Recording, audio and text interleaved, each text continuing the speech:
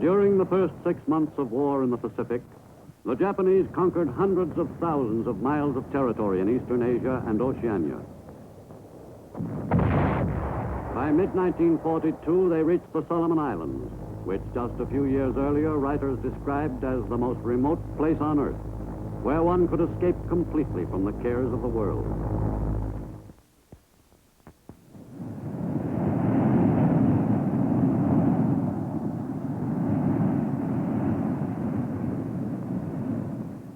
To the Japanese, Guadalcanal was a most desirable piece of land.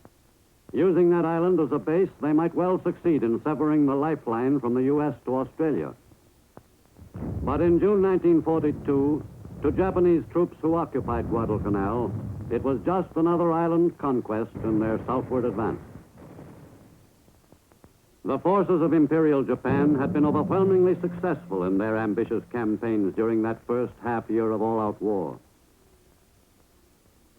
In Washington, the government's concern over Japan's domination of Eastern Asia and the Western Pacific was voiced by its last ambassador to the Japanese Empire, Joseph Grew. I know by long experience of the overweening ambition of that Japanese military machine, of its great strength and power, of the intensiveness of its training over long years for any kind of fighting, of its fanatical determination. I know what it aims to do to these United States. I have had ample evidence of the work of those barbarous hordes, first bombing, burning, bayoneting, and then, when masters, raping, torturing. Our country is today in peril. Believe me, for I know. It must and shall not happen here, and yet it will with mathematical certainty happen here if we lose this war. The combined chiefs of staff in Washington were prompted by the enemy threat to the vital U.S. to Australia lifeline to schedule a quick counterblow designed to stop the aggressors short on the South Pacific. In late July 1942, the 1st Marine Division embarked from its advanced training area in New Zealand. The division, under the command of Major General Alexander van der Grift, was hurriedly loaded aboard the transports on the attack force. The assault force moved north in deep secrecy. For the first few days, the seas were placid, but this condition was not to prevail for long. In view of the limited size of the naval force, it was decided to make as much use as possible of the weather as cover. In late July, observers forecast a cold front sweeping northeastward, passing across the northeast corner of Australia on August 4th, and moving toward Guadalcanal at a speed of 300 miles a day. Under cover of the bad weather, the assault force was able to move into enemy-controlled waters with little chance of detection by Japanese planes. Many of the men on board had never experienced any weather rougher than a squall on a mountain lake, and when the weather turned bad in the Pacific, that ocean seemed to be poorly named indeed. The assault on Guadalcanal was timed so that the naval force would make the last part of the trip under cover of the cold front, to a point just off the island target. The plan worked perfectly. During the night of August 6th, the cold front passed over the Guadalcanal area, and on D-Day morning, August 7th, the seas were calm. Soon after dawn, naval guns announced the beginning of America's first offensive action in World War II. Under the direction of officers who were experts in newly developed techniques of amphibious warfare, the assault waves of the 1st Marine Division headed for the beach. On shore, the enemy was ominously quiet. Promptly at 8 a.m. on that August morning in 1942, American Marines set foot on the first piece of Japanese-held territory, Tulagi. Across the channel on Guadalcanal, the main landing was not opposed.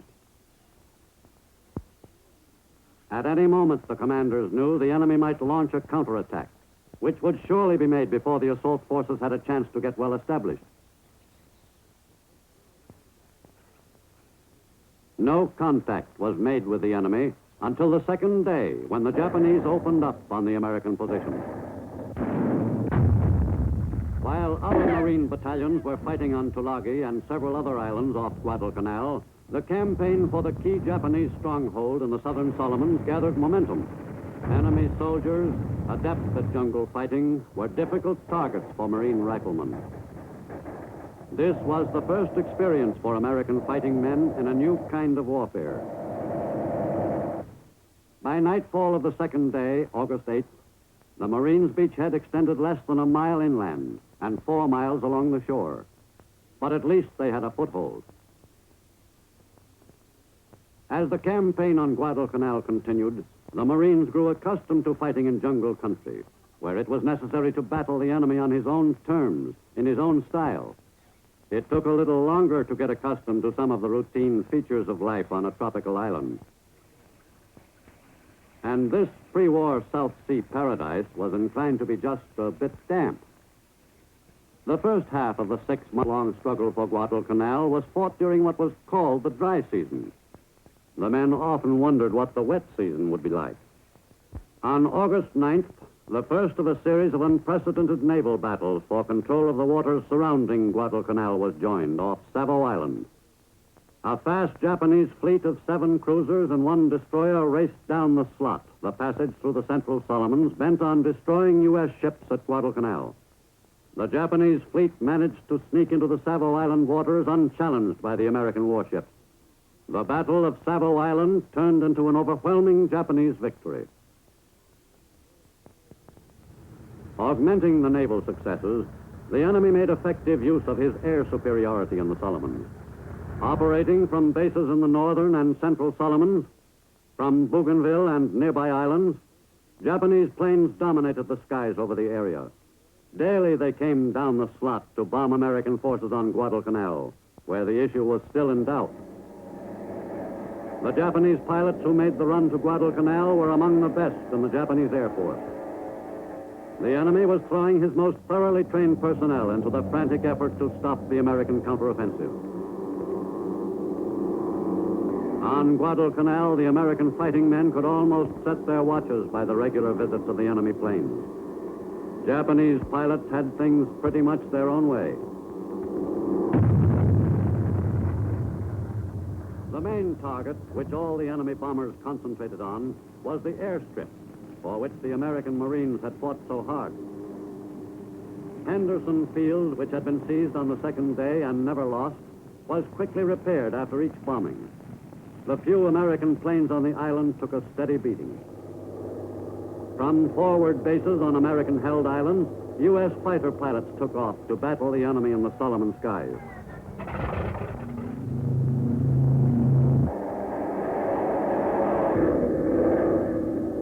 As the Guadalcanal campaign stretched from weeks into months, the fight for the air over the Solomons began to change complexion. At Japanese bases in the northern Solomons, gunners were pressed into action for the defense of their installations with increasing frequency. The enemy was now forced to reconcile himself to the sight of American planes over what he had come to regard as his territory.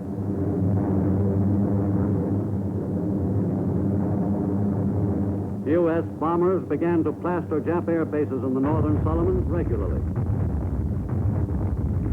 These attacks on enemy positions in the northern Solomons helped lessen Japanese pressure on Guadalcanal.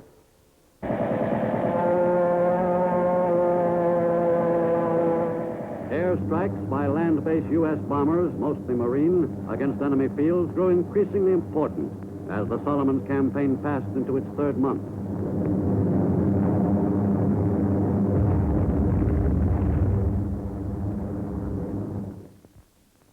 On Guadalcanal, Marine commanders were helped materially by information supplied by friendly natives. Officers like Raider Colonel Evans Carlson received hearty cooperation from most of the Melanesian inhabitants. During October, U.S. forces fought off counterblows by a stubbornly resisting enemy. The Japanese battled fanatically, but their counterattack failed. The campaign began to look a little brighter to the Marines and their commandant, General Thomas Holcomb. The Battle of Guadalcanal is now shaping up in our favor. It's a fight of man against man in the jungle, and man for man American Marines and soldiers are superior warriors. It is not yet won, but we possess the balance of power and intend to hold this advantage. The U.S. foothold was now firmly established. After months of bitter fighting, there were decorations for uncommon valor to be made to men like Marine Raider Colonel Merritt Edson for his heroic stand at Bloody Ridge. In late October, the Japanese made another strong bid to turn the tide of battle in the Solomons by sending a fast fleet into action. Japanese naval units were to search out and destroy American warships operating in Solomon's waters. Japanese pilots were to play the key role in the planned annihilation of the American fleet. If the planes achieved their objectives, the Japanese were confident they could regain complete control of Guadalcanal.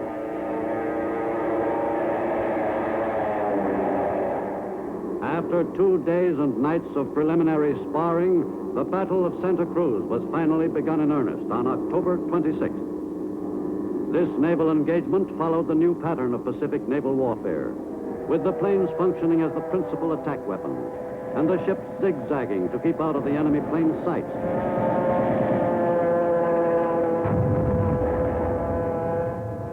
The battle raged without let-up throughout the morning. Carriers on both sides were under almost constant air attack. A flat top like the Hornet was a prime target for Japanese pilots.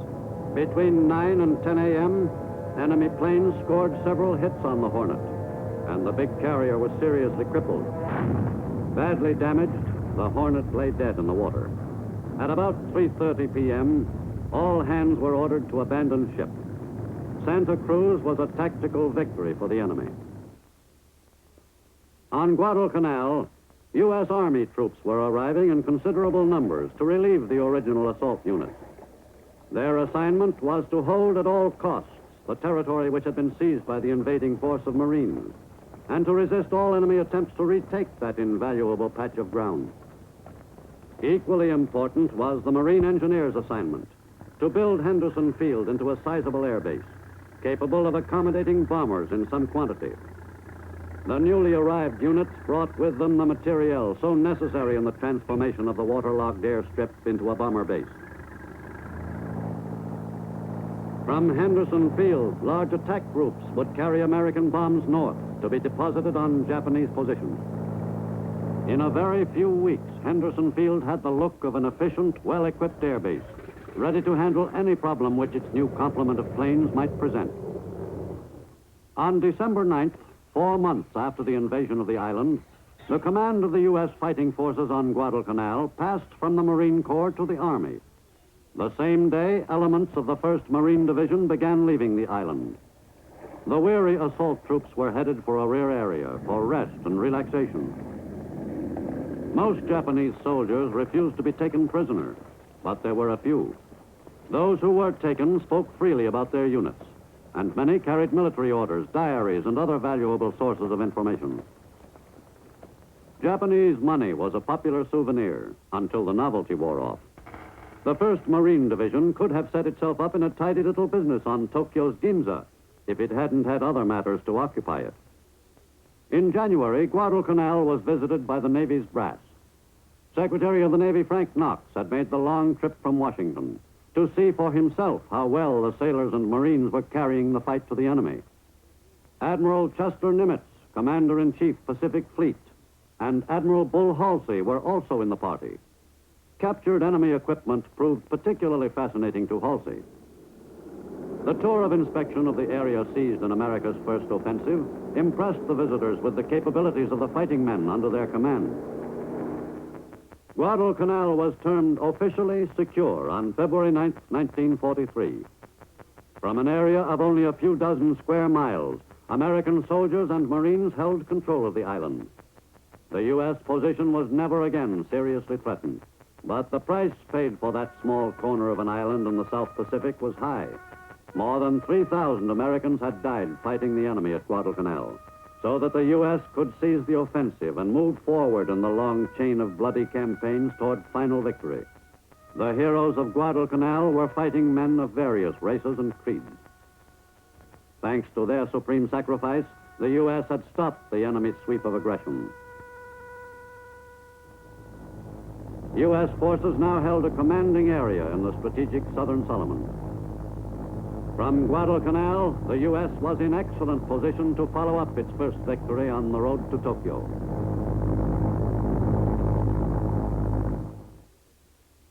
But although the U.S. had won an important position in the Solomons, the enemy still controlled the major part of the island chain. In February 1943, American soldiers and Marines invaded the Russell Islands. There was no opposition. The U.S. gained another foothold in its drive up the Solomons ladder.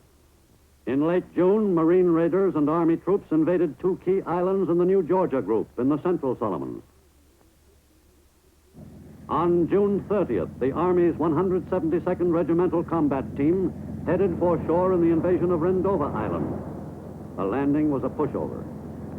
Meanwhile, on New Georgia Island itself, the 4th Marine Raiders went ashore and quickly overcame the initial enemy resistance.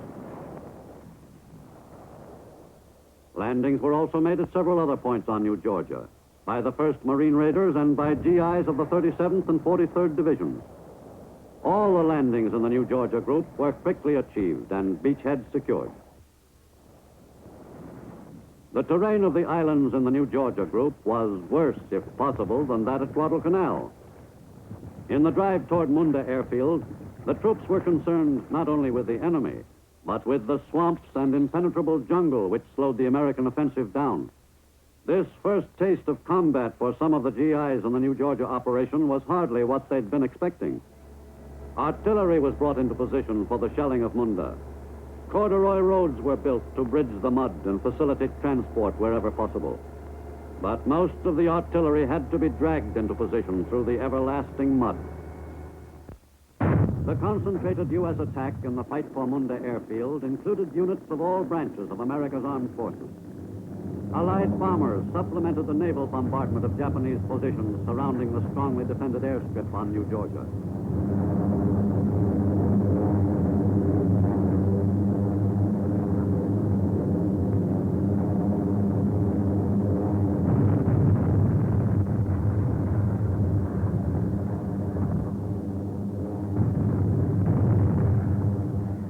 For 5 weeks, the embattled Munda area held out against everything that U.S. forces could pour on it.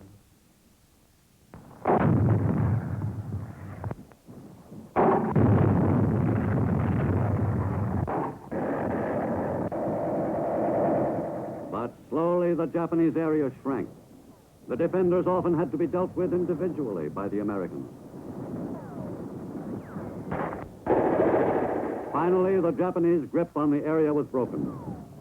Nipponese troops who had defended Munda so fanatically met the same end as their brothers in arms on Guadalcanal. American troops went to work quickly in cleaning out the area of any last-ditch defenders. But the Japanese defense force had been virtually annihilated.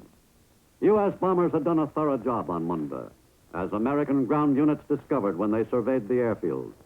The reconstruction of Munda Airfield was most urgent to the American forces. Although the strip was less than 150 miles from strong enemy bases in the northern Solomons, Munda was not heavily attacked by Japanese air units. The job of reconstruction moved ahead with incredible speed. While the work was being rushed, planes were taking off from the widened strip.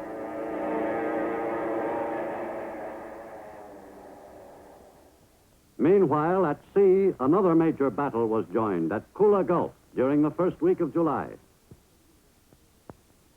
This time, the Japanese fleet was attempting to annihilate U.S. invasion forces in the Central Solomons. But as the battle in Kula Gulf began, it was the American ships which surprised the Japanese for a change.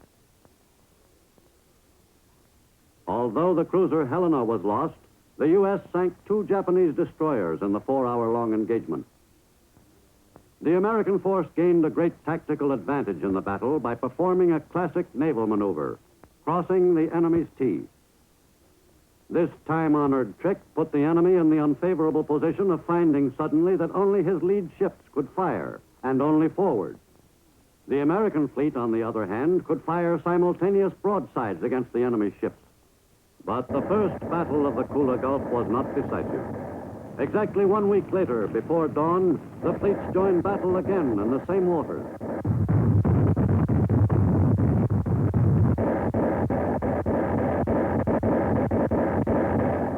In the second battle of the Kula Gulf, the U.S. fleet suffered the loss of one destroyer. But in addition, 2 of her fast cruisers were seriously damaged.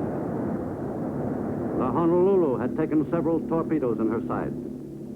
The St. Louis was also hit by a Jap fish in her bow at the height of the battle. The enemy fleets had inflicted heavy damage in several major naval battles in the waters off Guadalcanal between August 1942 and February 1943. This series of bitterly fought engagements in the seas of the South Pacific marked a new era in the naval history of the world. The final tabulation of the naval battles off Guadalcanal indicated almost a draw. But Japan, in particular, could not afford the losses sustained by its navy in the Solomons. On August 15, 1943, American soldiers and Marines invaded Vella La Vella, still farther up the Solomons ladder. U.S. forces now controlled the Solomons area, almost to the shores of Bougainville. To relieve the original assault force, which had landed virtually without opposition, 2 New Zealand combat teams were sent to occupy Vella La Vella and stave off any Japanese attempts to wipe out the Allied beachhead. Some of the Kiwis in this unit had served with distinction in the quite different but grueling war in the Middle East. This was their first active appearance in the Pacific War. But in the months ahead, they and their countrymen were to play an important role in small, unpublicized campaigns in which enemy pockets of considerable size were involved. The Kiwis were tough fighting men, ideal for the war against Japan. The American position in the Solomons had improved tremendously by virtue of the increased range of its air power. Until mid-1943, U.S. planes in the Solomons were limited to targets within range of Henderson Field. But with Munda in American hands, U.S. bombers could hit Japanese positions anywhere in the Solomons. From Munda, U.S. planes soon took off daily in a series of coordinated attacks on key Japanese bases in the South Pacific. In addition to raids against the most important enemy fields in the northern Solomons, U.S. planes were preparing to drop thousands of tons of bombs on major bases like Rabaul, the enemy's South Pacific fortress. In October 1943, the first large flights took off on missions to Rabaul, 400 miles away.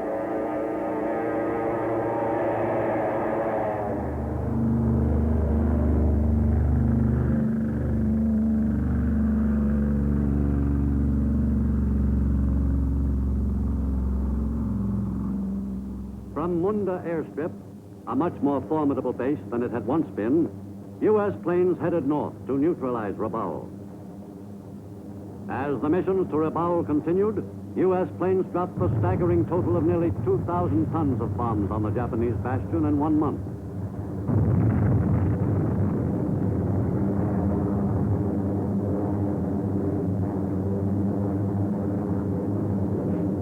By December, the skies over the Solomons area were undeniably American.